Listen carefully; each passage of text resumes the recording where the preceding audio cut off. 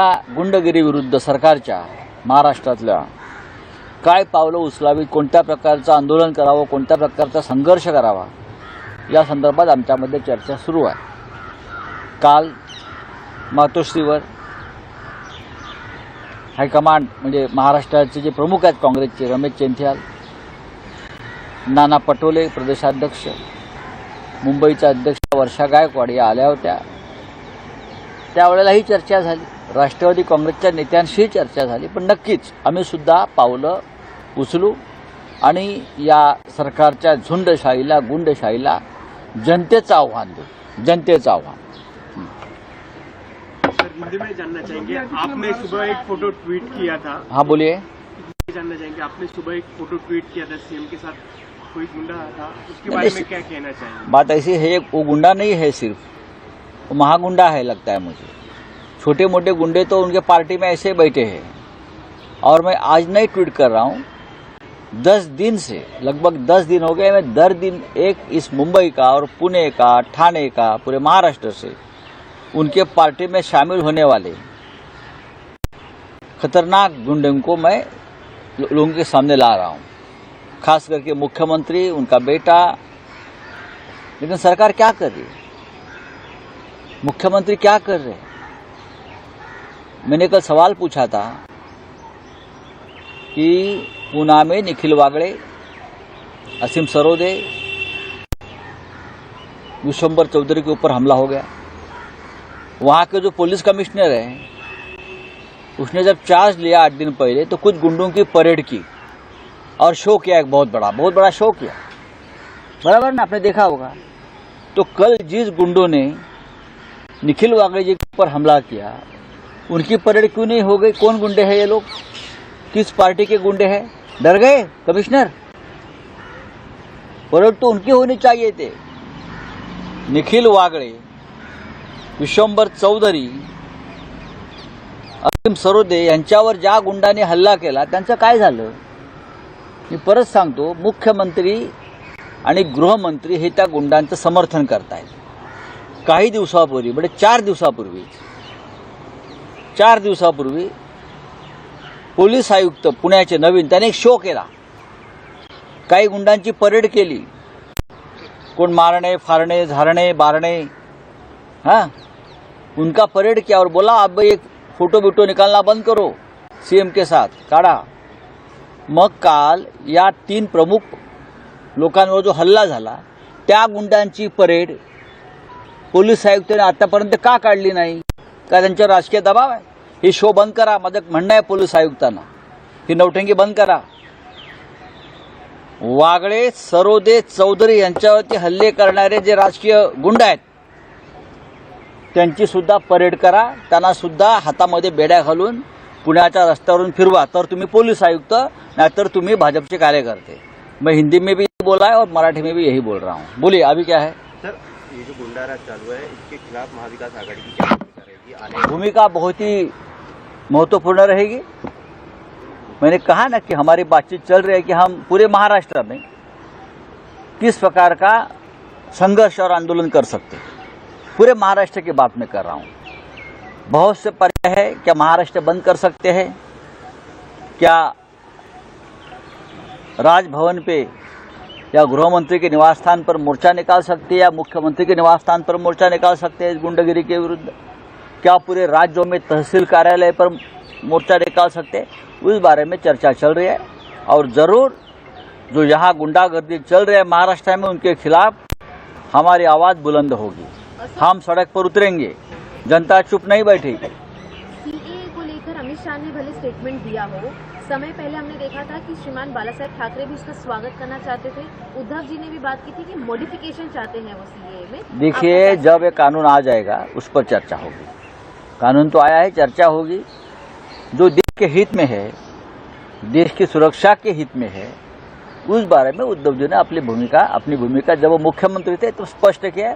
उस बारे में अभी हम चर्चा नहीं करेंगे। काल मुख्यमंत्र्यांचं पालघरमध्ये भाषण झालं आणि या भाषणामध्ये मुख्यमंत्र्यांनी उद्धव ठाकरे यांना करमचंद जासूस असं म्हटलेलं आहे आणि सोबतच अचानक गाजर खाऊन त्यांना जाग आली, 2.5 वर्ष झोपले होते का? बघा करमचंद जासूस मुख्यमंत्र्यांनी जे म्हटलंय उद्धवजींना, आता या फेकूचंदवरती कोण विश्वास ठेवणार? हे फेकूचंद आहेत, हे गुंडांचे सरदार आहेत, हे चोरांची टोळी चालवत आहेत, हे चोर मंडळ आहे त्यांचं, आणि त्या चोर मंडळांचे सरदार हे फेकूचंद आहेत. करमचंद जासूसला प्रतिष्ठा आहे या देशामध्ये. एकेकाळी करमचंद जासूसने या देशामध्ये खूप चांगलं काम केलं आहे, आपण पाहिलं असेल. तो जरा त्याने इतिहास आणि माहिती समजून घ्यावी आणि मग बोलावं. त्यासाठी थोडासा अभ्यास असावा लागतो, वाचन असावं लागतं. आसपास गुंड नव्हे तर विचारवंत बुद्धिवंत असावे लागतात. रोज 4 गुंडांबरोबर बैठका घेऊन बरं का बुद्धीचे दरवाजे उघडत नाहीत. महाराष्ट्राच्या मुख्यमंत्र्याची परंपरा आहे, त्यांच्याबरोबर लेखक, विचारवंत, साहित्यिक, कवी आम्ही पाहिले आहेत, तंत्रज्ञ, शास्त्रज्ञ पाहिलेले आहेत, सामाजिक कार्यकर्ते पाहिले आहेत, यशवंतराव चव्हाणांपासून. पण आजच्या मुख्यमंत्र्याबरोबर खंडणीकर, चोर, बलात्कारी, अपहरणकर्ते, खुनी हे असल्यामुळे फेकूचंद जे आहेत आपले मुख्यमंत्री बरं का, त्यांना आसपास सगळे असेच करमचंद दिसतात. त्यांच्या बाजूला सगळे करमचंद आहेत. जे तुरुंगात असायला पाहिजे ते मुख्यमंत्र्यांबरोबर आहेत, लक्षात घ्या. त्याच्यामुळे त्यांना जळी तळी काष्टी चांगली माणसं घाबरवतात. आम्ही चांगली माणसं आहोत, आम्ही सज्जन माणसं आहोत. मुख्यमंत्री महाराष्ट्राचे माननीय उद्धव ठाकरे एक सभ्य, सुसंस्कृत, विद्वान, त्यांचं छायाचित्रण कलेमध्ये जागतिक नाव आहे. तुमचं कशात नाव आहे? विचारा ना जाऊन त्या मुख्यमंत्र्यांना, तुम्ही काय अशी कर्तबगारी बजावलेली आहे की ज्यांचं नाव आदराने घ्यावं तुमच्या एखाद्या कृतीचं आणि कार्याचं? सांगा. एक गंभीर राजनीतिक स्टंट किया है शिंदे गुट के विधायक संतोष बांगर ने. मालूम नहीं, सर स्कूल के बच्चों को मालूम नहीं मुझे, छोड़ दीजिए. सर, आमचे प्रश्न मोदींपर्यंत पोहोचत नाहीत असं शेतकऱ्यांनी म्हटलं आहे. मोदींपर्यंत देशाचे कोणतेच प्रश्न सुटत नाहीत, पोचत नाहीत. ते पोचवण्यासाठी राज्यातल्या सरकारला एक जाणीव आणि अभ्यास असावा लागतो. आणि देशाच्या प्रधानमंत्र्यांना सुद्धा ते स्वयंकेंद्रित आहेत. त्यांना शेतकऱ्यांचे प्रश्न समजून घेण्याची आवश्यकता असावी लागते. काल शेतकऱ्यांच्या प्रश्नावरती अभ्यास केलेले स्वामीनाथन यांना भारतरत्न दिलं. पण स्वामीनाथन आयोग लागू केला का जो शेतकरी मागतायत? स्वामीनाथन आयोगामध्ये अशा अनेक शिफारशी आहेत त्या शेतकऱ्यांच्या हिताच्या आहेत. मिनिमम सपोर्ट प्राईज लागू केली जी स्वामीनाथन आयोगाची शिफारस आहे. मोदींनी घोषणा केली होती शेतकऱ्यांचं इन्कम डबल करू, केलं का? हे सगळे फेकूचंद आहेत दिल्लीत आणि महाराष्ट्रात. त्याच्यामुळे शेतकऱ्यांचा आवाज त्यांच्यापर्यंत कधीच जाणार नाही. हे कानानं बहिरे आणि डोळ्यांना आंधळे झालेले हे राज्यकर्ते दिल्लीत आहेत आणि त्यांना आपल्याला बदलावं लागेल. त्याशिवाय शेतकऱ्यांना न्याय मिळणार नाही, ही आमची भूमिका आहे. भारत रत्न को लेकर लगातार चल रही राजनीति पर क्या टिप्पणी रहेगी? हमारी कोई टिप्पणी नहीं है.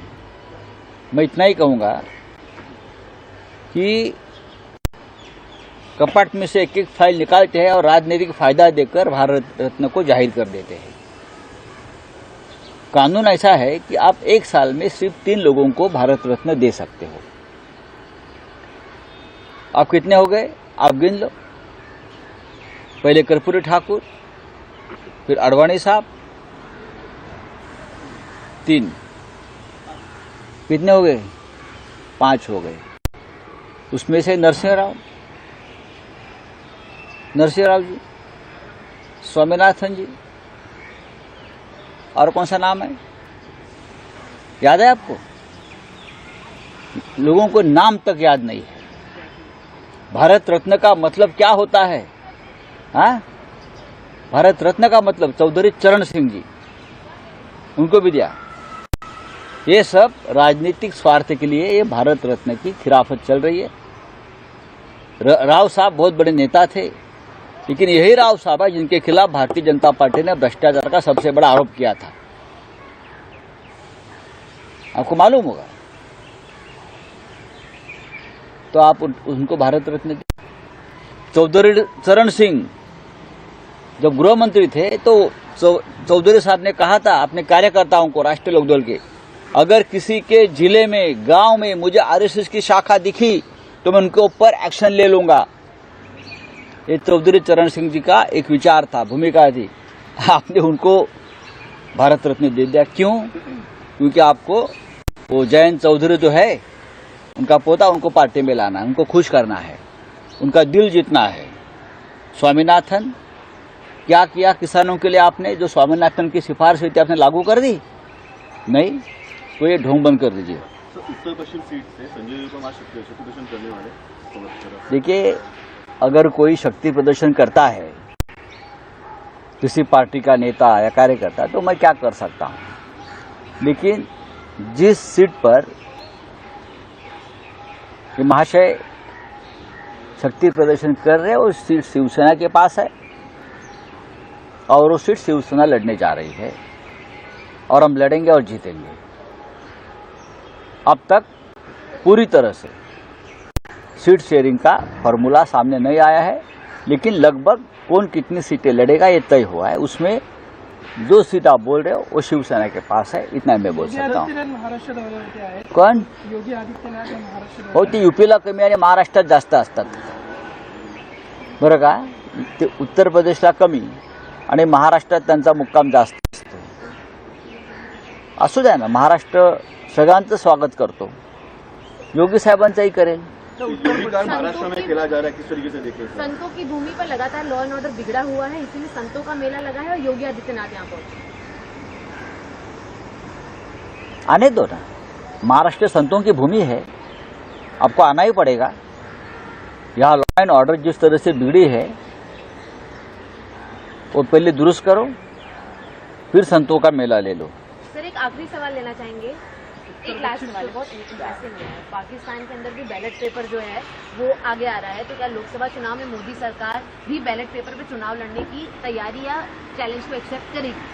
मोदी सरकार में वो हिम्मत नहीं है कि बैलेट पेपर पर चुनाव लेकर लोगों को सामना करें।